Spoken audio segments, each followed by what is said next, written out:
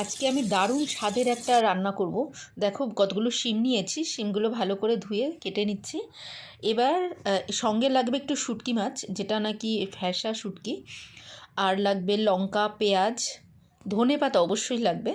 তো দেখো কিভাবে করছে, এটাকে একটু ভালো করে সেদ্ধ করে নেবো। আর শিমের বিচি লাগবে।